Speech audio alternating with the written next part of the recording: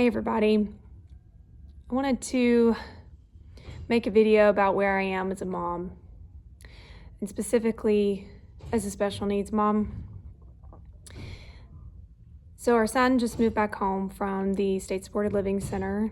He was discharged because he can live at home now. He's doing really well. He was there for 3 years because of aggressive behavior. So 12 months after he's discharged, he is closely monitored by the state. So typically when someone leaves a state-supported living center, they're going into a group home. And that's good, that's great. You want post-monitoring. You want to make sure when someone's leaving the state-supported living center that they're going to have all the supports that they had at the state-supported living center, that the group home is doing their job.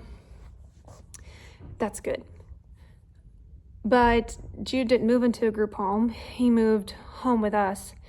And I'm struggling. I'm struggling with having this state oversight. It's another moment of loss for me.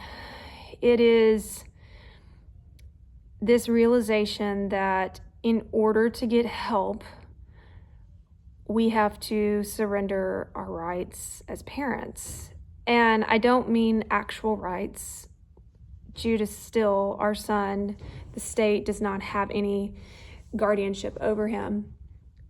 But there's a loss of autonomous decision-making, privacy, which we live a lot of things publicly, but there are a lot of things we don't share.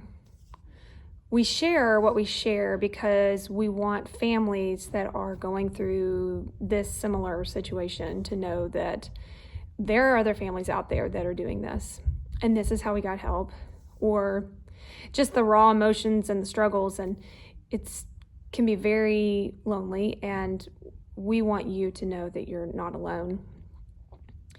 But I had a moment yesterday. I had several moments yesterday, actually.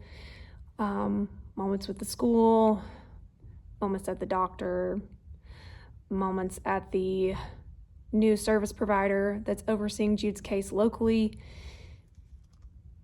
I was having moments with Mabel's medical team last week and just feeling this great sense of loss of my ability to kind of be left alone as a parent.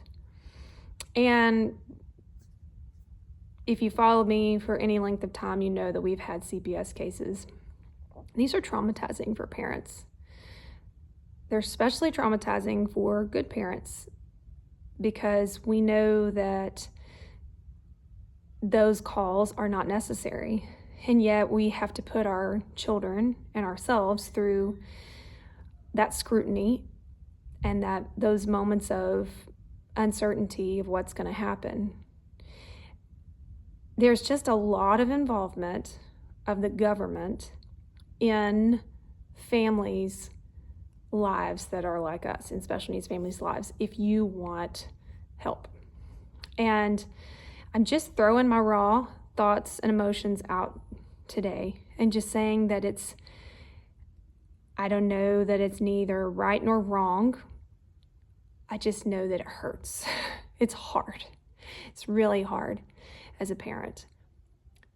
So yesterday, we had Jude's amazing nurse come over to do kind of an in-service to teach me how to log all Jude's medications in a folder called MARS. And MARS is a medical documenting system that's set up by some government agency. They all get mixed up together to me, to make sure that people are given the right meds, to make sure that people are being taken care of. And as she was explaining it to me, my heart just began to sink as I read things like, you will cut his toenails on Saturday at this time. You will give this med at this time. maybe a med that I don't necessarily think he needs anymore. Not a psychotic medication, but maybe like one for constipation. And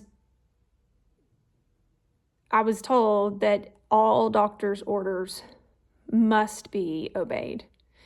And if they aren't, there are repercussions. That was tough. That was really tough. That was a moment, that was a heavy moment to take in as a mom.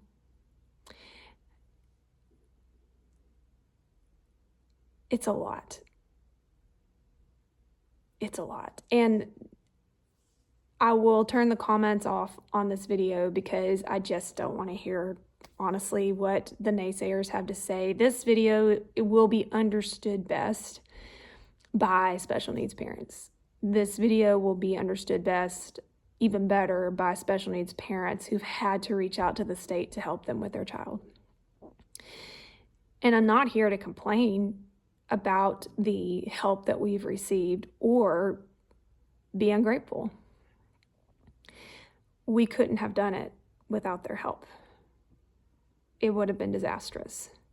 And Jude's back on track. I'm just here to tell you that what comes along with it is really hard on a mom. It's really hard. And I don't know what the right answers are. I don't really have a solution for it per se. But I get emails like, you have to have a doctor's appointment scheduled by this day. You have to go see this person by this day. And if you don't, and if we come back and we see that this Mars book right here, all these teeny tiny little, squares there's missing spots and things that you didn't do, maybe the state might see that this is too much for you and he shouldn't be here. That's a really scary thing to hear as a mom. A really scary thing to hear. Now, would they actually do it? I don't know. Maybe. I don't know. But that's what I was left with. And I'm not blaming anybody. Everybody that I have interacted with in our local authority, our LIDA, wonderful. At the Lufkin State Supported Living Center, wonderful. I had a few little bumps in the road and was able to work through them. I'd made some impulsive decisions and was able to make those situations right. I don't think that there's one relationship that was severed there. It was really, really good. But it's hard. It's really hard. It's really hard also to be on display, whether you're doing stuff on social media or not. A special needs family is on display. And a special needs family is misunderstood a lot. That's why we create content, because these families need to find their people. They need to find these voices that are speaking up for them on their behalf. They need to feel heard. They need to feel seen. But so many of us have had people call CPS on our families just for lack of understanding. And the life that we're living is already so incredibly hard on our hearts, on our minds, on us physically. And then we have to live in fear of going in public because someone may see something and think they need to call CPS. And those cases are draining for us. So draining. And I would ask that before you pick up the phone and call, that maybe you wait a few minutes and think through the situation. Maybe walk up to the family. Maybe look into their eyes and look at them as a person. Maybe get to know them a little bit better. Because you know what? The state can't solve all these problems.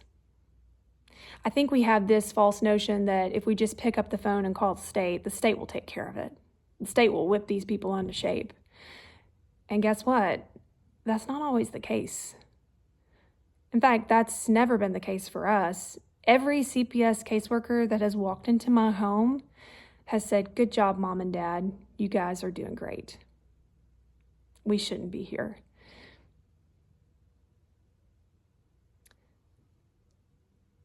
So this is a part of special needs parenting, is having the involvement of the state. And like I said, I don't really know what the answer is. I don't know what should or shouldn't be. I just know that I want to say that that's hard for us. It's hard as we watch everybody else out there just kind of do their own thing and have their independence and not have to worry about people from the state showing up at your house and making sure that you're a good parent. It's hard. It's really hard. That's all I have to say, really. I want to do more videos like this where I just kind of share what's on my heart, because I think that it helps me, and I hope it helps you. Don't give up, special needs mom and dads. Don't give up. And remember that the final say is not the state. The final say comes from a power much, much higher than our government. And he's for us.